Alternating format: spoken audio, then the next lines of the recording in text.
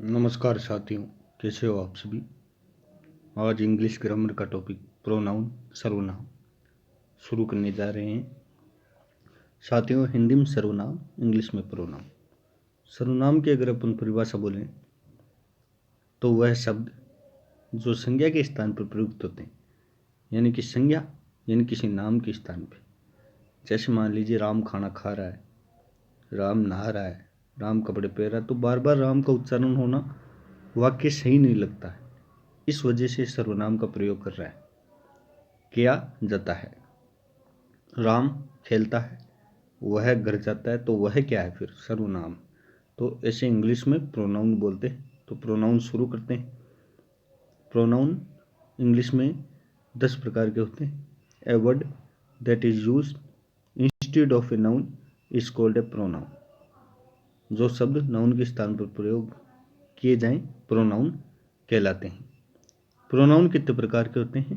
Pronoun 10 प्रकार के होते हैं।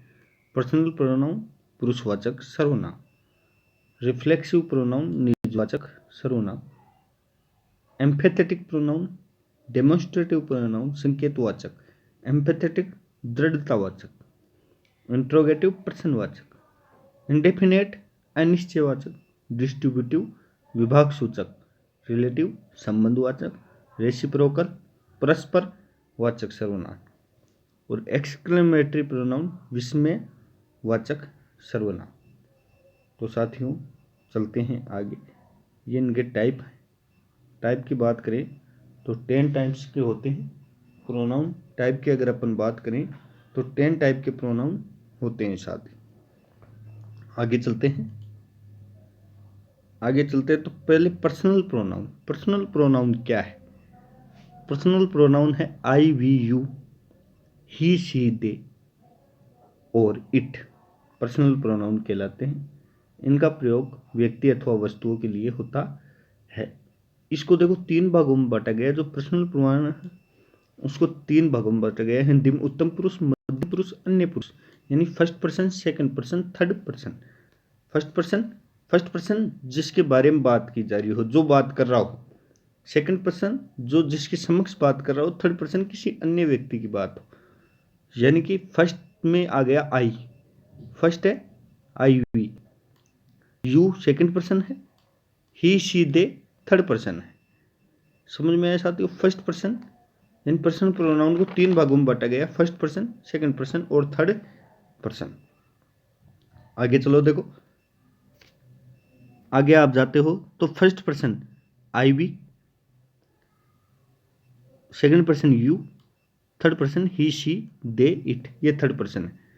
तीनों के बारे में बात हो, यानी कि जो करता है आई यानी करने वाला, उसके बारे में बात हो। जो बात कर रहा है, जिसके बारे में बात कर रहा है, और किसी अन्य व्यक्ति के बारे में बात कर रहा है। फर्स्ट पर्सन, सेकंड पर्सन और थर्ड पर्सन के बारे में बात होती है साथियों। समझ में आया यहाँ तक? आगे चलते हैं। पर्सनल प्रोनाउन समझ में आया? चलो साथियों, रिफ्लेक्सिव प्रोनाउन क्या है?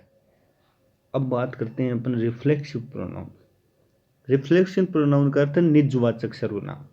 निजवाचक सर्वनाम जब कर्ता के बारे में बात की जाती हो तो वह निजवाचक सर्वनाम कहलाता है। जब पलटकर कर्ता के बारे में ही बात हो, वापस से कर्ता खुद के बारे में पलटकर बात करता हो, जैसे I can help myself, मैं मदद कर सकता हूं अपने आप की। All of you should take care of yourself, आप सभी अपनी टेक केयर रखें। माई सेल्फ, योर सेल्फ, ये शब्द क्या है? ये रिफ्लेक्सिव प्रोनाउन है। कार्य का प्रभाव सब्जेक्ट पर पड़े, इसे दर्शाने के लिए जो प्रोनाउन प्रयोग किए जाए उस रिफ्लेक्सिव प्रोनाउन कहते हैं साथियों। समझ में आया रिफ्लेक्सिव प्रोनाउन? यानी कि कहते हैं ना भाई, मैं अपना कार्य स्वयं कर लूँगा।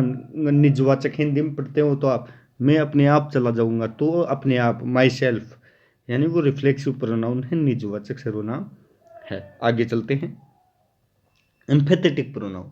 अब ये एम्फेथेटिक प्रोनाउन क्या है साथियों? एम्फेथेटिक प्रोनाउन की बात आती है। एम्फेथेटिक प्रोनाउन क्या है? दबाव सूचक सर्वनाम। दबाव सूचक सर्वनाम क्या होता है? वह सर्वनाम जो किसी संज्ञा या सर्वनाम पर जोर डालता हो, दबाव सूचक सर्वनाम कहलाता है। यदि रिफ्लेक्सिव प्रोनाउन का अर्थ स्वयं को, तो एम्फेथेटिक प्रोनाउन का अर्थ है स्वयं। वाक्य के सब्जेक्ट या ऑब्जेक्ट का जोरदार बनाने के लिए इस प्रकार के सेल्फ प्रोनाउन का प्रयोग किया जाता है। जैसे the king himself gave her the medal, Ram himself went there.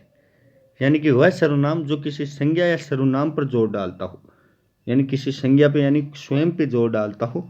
वो जैसे वी और self cook the food, I my self prepare this report, मैं अपने आप इस रिपोर्ट को माई सेल्फ खुद प्रिपेयर कर लूंगा। तो वो क्या है? दबाव सूचक, एम्फेथेटिक प्रोनाउन। आगे चलते हैं। Demonstrative pronoun. अब ये डेमोन्स्ट्रेटिव प्रोनाउन क्या है? देखो साथियों, डेमोन्स्ट्रेटिव प्रोनाउन है किसी नाउन की ओर संकेत करने के लिए जो प्रोनाउन प्रयोग किया जाए उसे डेमोन्स्ट्रेटिव प्रोनाउन कहते हैं। जैसे मान लो एक घड़ी पड़ी है तो दिस इज माई वॉच, उसकी तरफ इशारा करते हुए, यानी कि संकेतवाचक सर्वनाम भी अपन इसको कह सकते हैं। संकेतवाचक सर्वनाम वह सर्वनाम जो किसी संज्ञा की तरफ संकेत करता हो। This is my friend, that is my house, इस प्रकार से। This is, these are our books, यानी कि वो क्या कर रहा है? दैट इज ए प्लांट, वो इशारा कर रहा है साथी। दूर के लिए दैट, पास के लिए दिस है भाई। प्लूरल अगर हो और पास की बात हो तो दीज होगा, सिंगुलर हो पास की बात हो दिस होगा, दूर हो तो देट होगा, और प्लूरल अगर दूर हो तो दोज होगा साथी। ये हो गया डेमोन्स्ट्रेटिव प्रोनाउन यानी संकेतवाचक सर्वनाम। समझ में आया आपको? समझ में आया साथियों? आगे एक सर्वनाम और है। आज अपन 5 पढ़ेंगे, 5 अगली कक्षा में चर्चा करेंगे, ठीक है। 5 में एक है इंट्रोगेटिव। अब इंट्रोगेटिव क्या होता है साथियों? जो इंट्रोगेटिव सर्वनाम है वो प्रश्नवाचक सर्वनाम कहलाता है। इंट्रोगेटिव क्या कहलाता है? प्रश्नवाचक। इंटेरोगेटिव क्या कहलाता है साथियों? प्रश्नवाचक सर्वनाम। इंट्रोगेटिव का अर्थ होता है वह सर्वनाम साथियों जो प्रश्न पूछने के लिए प्रयोग किए जाते हो। वह सर्वनाम जो प्रश्न पूछने के लिए प्रयोग किए जाते हैं वो कौन से सर्वनाम हैं? इंट्रोगेटिव। कौन से सर्वनाम हैं? इंट्रोगेटिव। इंट्रोगेटिव का अर्थ होता है who is waiting for me there, whose brother help you, किसका भाई हमारी मदद करेगा। यानी कि प्रश्न पूछ रहा है। What were you saying yesterday, तुमने कल क्या कहा था। तो ये प्रश्न कर रहे हैं। हु, हुज, व्हाट, ये जो शब्द है व्हाट, हु, हुज, ये क्या है? ये प्रश्नवाचक सर्वनाम हैं। तो 5 सर्वनाम की अपन ने बात की। प्रश्नवाचक की, इंट्रोगेटिव की, दूसरी डेमोन्स्ट्रेटिव की, तीसरी एम्फेथेटिक प्रोनाउन की, एम्फेथेटिक प्रोनाउन की बात की यानी दबाव सूचक सर्वनाम। फिर बात की रिफ्लेक्सिव प्रोनाउन की। रिफ्लेक्सिव प्रोनाउन की बात की। रिफ्लेक्सिव प्रोनाउन क्या होता है आपको सभी को पता चल चुका है भाई। अगर स्वयं के बारे में बात की जाती हो, निजवाचक सर्वनाम। फिर बात की अपन ने पर्सनल प्रोनाउन की। तो ये 5 आज 5 कर लिए हैं अपन ने, 5 बाकी रह गए। पर्सनल कर लिया, रिफ्लेक्सिव कर लिया, एम्फेथेटिक कर लिया, डेमोन्स्ट्रेटिव कर लिया और इंट्रोगेटिव। ये 5 हो चुके हैं साथियों, और 5 कल की कक्षा में करेंगे। धन्यवाद।